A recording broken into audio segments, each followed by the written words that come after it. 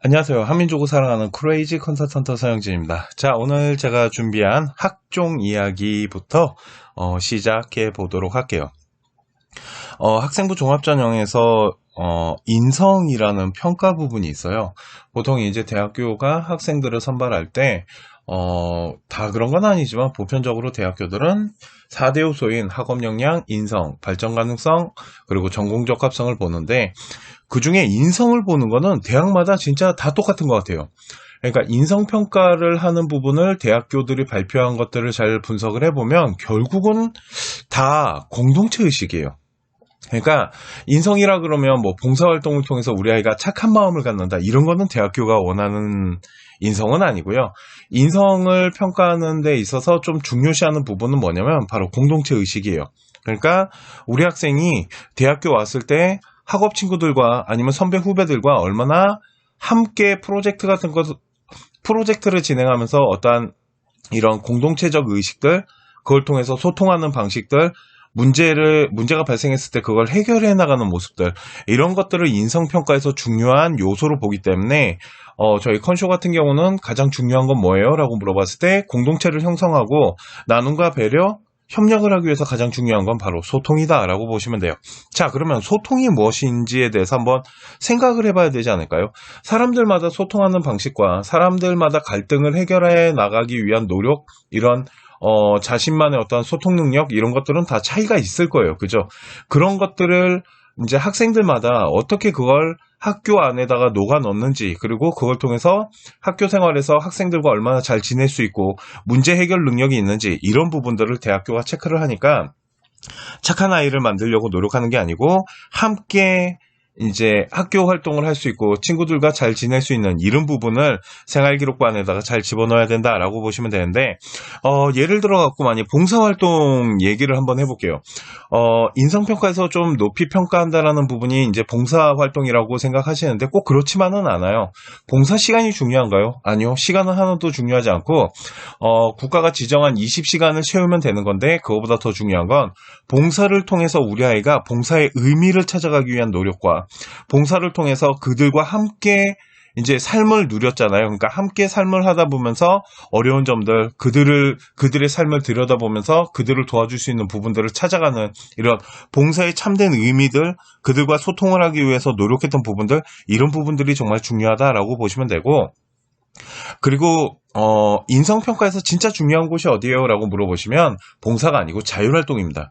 자율활동 같은 경우 솔직히 그러니까 고등학교에서 가장 많이 선생님들이 좀 복사를 많이 떠요. 그러니까 이 복사를 뜬다는 게 뭐냐면 학교 학생들의 활동을 좀 구체화된 평가가 아닌 그냥 모든 학생들을 비슷한 활동의 결과로서 학생들을 평가하는 거죠. 그러다 보니까 뭐 A라는 친구, B라는 친구, C라는 친구가 다 똑같은 평가를 받는 이런 부분이 바로 자율활동인데, 자율활동이 소통을 통해서 정말로 능력을 어필하기 정말 좋은 하나의 창제 활동인데, 자율활동을 자세히 보면 학생들 이야기예요. 무슨 말이냐면 자율활동은 다 뭐 행사, 뭐 체육 행사들, 뭐 축제, 1인 1역, 체험활동 다 친구들과 함께하는 이야기들이잖아요. 그렇기 때문에 그 활동들, 행사를 하거나 아니면 1인 1역을 하거나 친구들과 얼마나 함께 그것을 하기 위해서 노력하고 협력하고 나누고 배려하면서 그 활동 안에서 우리 학생의 소통 이야기들, 소통하는 능력들, 이런 부분들이 자율활동에 써지면 정말 좋다라고 보시면 돼요. 예를 들어서 1인 1역의 반장, 부반장. 반장하면 좋은가요? 반장하는 게 중요한 게 아닙니다. 대한민국의 반장 몇 명인 줄 아십니까? 그 많은 아이들이 다 평가를 받을 수는 없겠죠. 반장이라면 반장으로서의 어떠한 역할에 학생만의 어떤 역할을 보여주고 그걸 통해서 담임 선생님의 평가가 있지 않으면 반장을 할 필요는 없어요. 왜?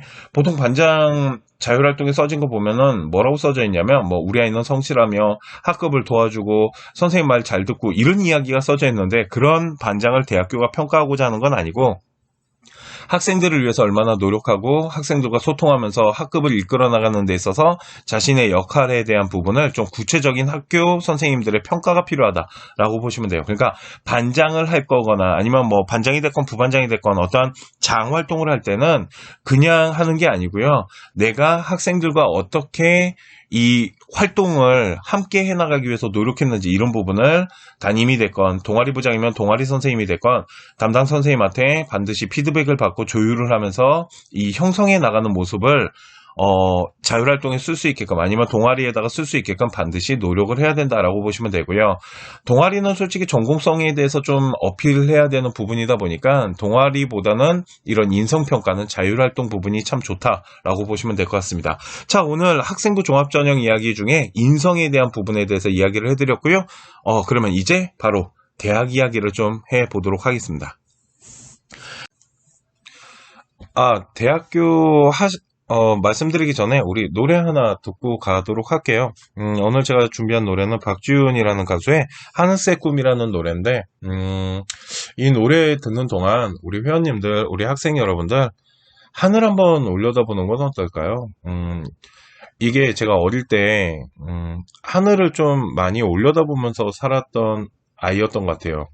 왜 그러냐면 비행기 날아다니는 걸 그렇게 좋아했어요. 제가 살던 곳이 비행기가 좀 많이 이렇게 보이던 곳이라서 하늘을 되게 자주 올려다본 기억이 나는데 이 노래를 이제 듣고 찾으면서 근래 내가 하늘을 언제 올려다봤지라는 생각이 갑자기 들었어요. 생각해보니까 하늘 한번 올려다볼 틈 없고 짬 없이 삶을 살고 있는 제 모습을 한번 되돌아보는 시간을 가졌었는데 우리 회원님들 이 노래 들으시면서 한번 여유 있게 하늘 한번 쳐다보셨으면 좋겠네요. 비만 안 왔으면 좋겠는데 네, 듣고 오도록 하겠습니다.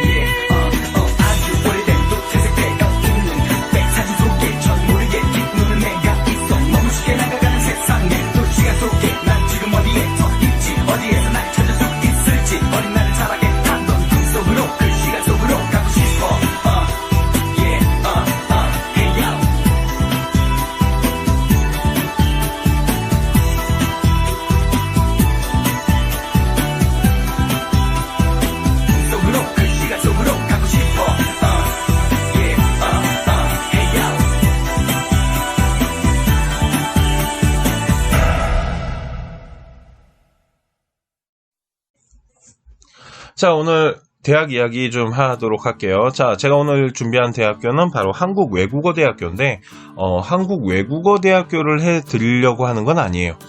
저희가 이제 수시 전형을 볼 때, 교과 전형, 학생부 종합 전형, 뭐 논술도 있고 기획운동도 있고 진짜 여러 가지 전형이 있잖아요. 그 중에 오늘 교과 전형 이야기를 한국외대랑 조금 함께 한번 해볼까 합니다. 자, 외대 같은 경우 현재 2021학년 교과 전형 그 합격 예측 데이터를 저희 지금 컨쇼가 준비를 하고 있고, 지금 현재 분석하고 있는데, 그거 분석된 것은 컨쇼 라이브 방송 때 제가 한국외대 분석할 때 예측 데이터를 한번 소개를 해드릴 예정입니다. 그 라이브 방송도 많은 참여 부탁드려요. 되게 외대 준비하는 학생들한테는 되게 좋은 방송이 될 것 같은데, 왜 그러냐면 이 외대가 교과 전형을 바꿔가는 모습이 조금 예측하기 힘들 정도로 지금 자주 바꾸고 있어요. 무슨 말이냐면 2019년에 교과 전형을 볼 때는 얘네가 등급만을 가지고 계산한 게 아니고 그 교과목마다의 원점수를 통해 갖고 환산을 해가지고 평가를 했기 때문에 어떻게 보면 특목고나 좀 이렇게 편차 좋은 학교들을 선발하기 위한 하나의 방법을 찾아낸 건데, 왜 그러냐면 편차가 좋은 학교들 같은 경우는 90점이 넘어도 막 3등급이 뜨고 그런 학교들이 있는데, 편차가 그러니까 편차가 좋다라는 거는 그만큼 학교 수준이 좋은 거기 때문에 그런 학교 수준을 고려해서 교과 전형을 만들었기 때문에 이런 원점수를 통한 환산을 했다라고 보시면 돼요. 그런데 이걸 2020년에 이 제도를 폐지합니다. 그러니까 교과 전형을 선발할 때 그냥 등급만을 보기 시작했어요. 대신 작년에 최저를 폐지했습니다. 그래서 지금 2020 데이터가 아직 한국외대가 발표하진 않았지만 아마 합격선이 조금 되게 높았을 거라고 예상을 해요. 자, 그런데 이번 시즌은 환산 점수를 사용하는 것도 아니고 등급만을 봐요. 그러니까 2020 시즌과 똑같이 등급을 보는데 최저를 적용합니다. 자, 그러면 작년에는 최저가 없었지만 이번 시즌에는 최저를 사용한대요. 2021부터. 그러면 작년 데이터가 솔직히 그렇게 신뢰성이 높진 않아요. 그러면 최저가 있던 2019년으로 가야 되지 않나요? 아까 말씀드렸지만 그때는 등급으로 뽑은 게 아니거든요. 그렇다면 외대는 2021 지금 교과 전형에 대한 예측 데이터를 결국은 예상해서 만들어내야 된다라는 거죠. 그렇기 때문에 지금 저희 컨쇼도 그 예측 데이터를 만들기 위해서 노력을 하고 있는데 쉽지는 않다라는 부분이 있어요. 그러니까 요번에 외대 같은 경우는 잘 계산을 해야 되고 작년 데이터를 신뢰해서는 안 돼요. 최저가 없었던 데이터를 신뢰할 수는 없고 그거보다 현재 좀 낮아질 거기 때문에, 그렇다고 2019 데이터를 또 예측할 수는 없기 때문에 아마 여러 데이터들을 좀 분석하고 타 대학교를 좀 비교 분석하면서 형성해내야 되지 않나 라고 생각하고, 아까 말씀드린 것처럼 컨쇼 라이브 한국외대 방송 때 저희가 교과 전형 2021 예측 데이터를 한번 공개를 해드리도록 할게요. 그 컨쇼 라이브 때 한번 보셨으면 좋겠고요. 자, 그렇다면 외대만을 소개하려고 이렇게 얘기한 건 아니고요. 이번 시즌에 이제 등급으로 선발하는 외대와 같이 이렇게 매년 교과 전형에 대한 부분이 좀 변화가 있는 학교들도 있고요. 그러면 교과 전형은 어떻게 준비를 했을 때 가장 좋을까요? 라고 물어보신다면, 첫 번째는 작년 데이터들 있잖아요. 대학교가 발표한 데이터를 기준으로 어느 정도 선을 긋는 게 좋아요. 이게 무슨 말이냐면 교과 전형을 집어넣는 학생들이나 보통 기준선을 잡을 때, 전문가들이 기준선을 잡을 때 보통 작년에 합격한 데이터를 기준으로 잡아요. 왜 그러냐면 그 정도 수준의 아이들이 또 그 대학교를 지원할 수 있는 어떠한 기준선을 보통 대학교 입시 결과를 토대로 계산을 하거든요. 좀 이렇게 오차 계산을 하면서 그 표본 안에 학생의 데이터가 안정권인지 뭐 위험권인지 뭐 이런 것들을 좀 계산을 하기 때문에 대학교가 발표하는 입결이 되게 중요한데, 문제는 뭐냐면 그 입결만 보면 안 되고요. 세 가지를 좀 봐야 되는데, 첫 번째는 작년에 비해서 최저 라인이 어떻게 변했는지 반드시 체크를 해보셔야 돼요. 최저가 없어졌는지, 아니면은 외대처럼 최저가 다시 생겼거나, 아니면은 최저 등급을 좀 완화시키는 경우도 있고요. 그렇기 때문에 최저 라인이 어떻게 변화하냐에 따라서 작년 합격 등급 컷이 좀 변할 수 있고, 두 번째는 인원 변화를 꼭 체크를 하셔야 됩니다. 인원 변화 체크를 하는 게 뭐냐면 작년에는 10명을 뽑았는데 이번에는 5명만 뽑겠대요. 이 얘기는 내신 등급 컷이 올라가겠죠. 그리고 마지막으로 체크해야 되는 건 경쟁률입니다.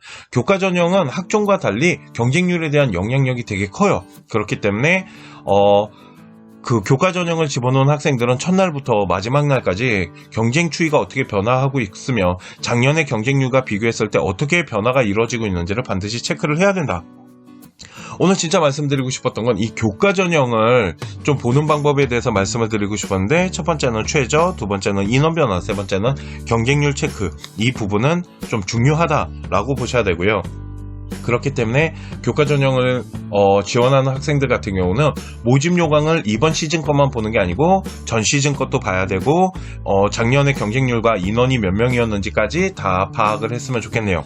자, 나머지 외국어, 그러니까 한국 외대에 대해서 관심 있는 분들은 2021나 한국 외대 라이브 방송 때 저희 컨쇼의 시청에 참여해 주시면 될 것 같고요. 오늘 대학교 이야기는 여기까지 하도록 하고요. 오늘은 어떻게 보면 외대에 대해서 설명하기보다는 교과 전형이라는 거에 대해서 설명을 해드렸네요. 네, 그리고 왜 그러냐면 외대는 라이브 때 해드릴 거라서 자꾸 얘기하게 되네요. 네, 홍보하는 건 아닙니다. 자, 오늘 대학 이야기 여기까지 하도록 하고요. 네, 그러면 학부모님 질문 그리고 답변 해드리려고 했어요. 그런데 이번 5부 방송에 학부모님들, 우리 학생들이 질문을 하나도 안 남겼어요. 그래서 답변 드릴 게 없어요. 우리 컨쇼 라디오 질문 좀 하세요. 네, 질문하시면 정말로 심층적으로, 그러니까 라이브 방송 때 질문하면 되게 짧잖아요. 그런데 라디오는 되게 길게 해드리잖아요. 그러니까 궁금한 사항이 있으시면 저희 컨쇼 라디오로 질문하시면 그거에 대해서 답변을 해드리는 시간을 갖도록 하고요. 컨쇼 질문은 어떻게 해야 돼요?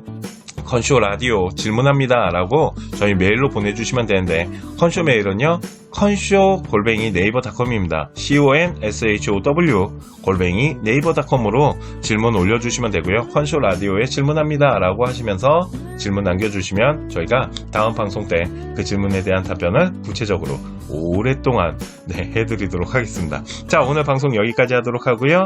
지금까지 합격을 하는 DNA 서영진이었습니다. 우리 회원님들 사랑합니다.